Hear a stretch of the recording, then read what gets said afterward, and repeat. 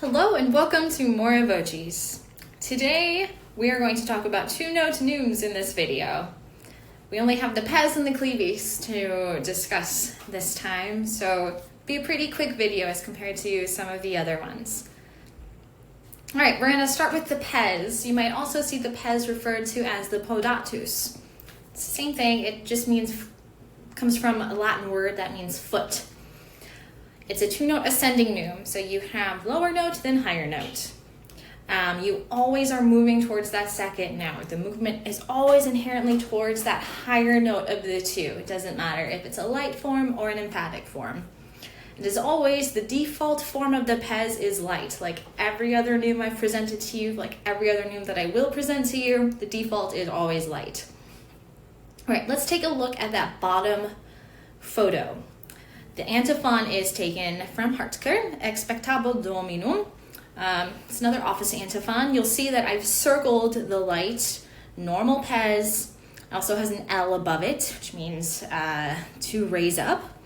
So you'll see that there. And then if we look above, I've shown you in that same antiphon an example of an emphatic pes. Not fez, pes. All that means is that both notes are equally, or not always equally emphasized, but they are both emphasized with a movement towards the second note. I know, a little counterintuitive, but once you start singing this repertoire, it'll make a little more sense.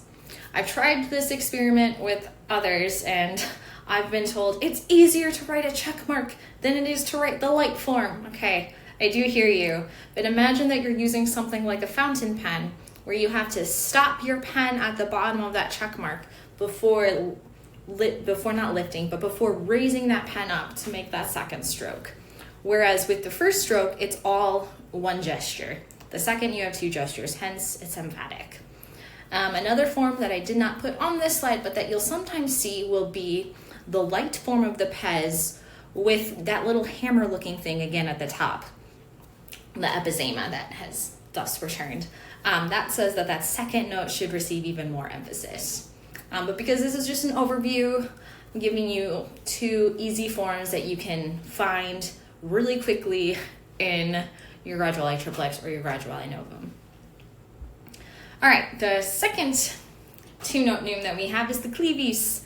It is a two-note descending neume, and as always, default motion is light.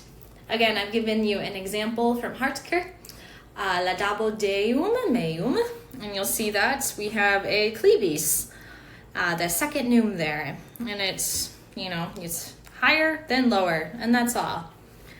We can also find the emphatic form of the cleavis, and you're going to find this everywhere. I'm taking an example from Einsiedel 121, the communion antiphon Qui manducat, which I'm sure we're all familiar with.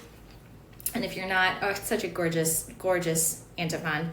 You'll see there I've circled 3 times in that antiphon an emphatic cleavis. I'll sing just a bit of that so you can hear what I'm talking about. Qui manducat canem meum, and mihi sanguinem meum, in manat,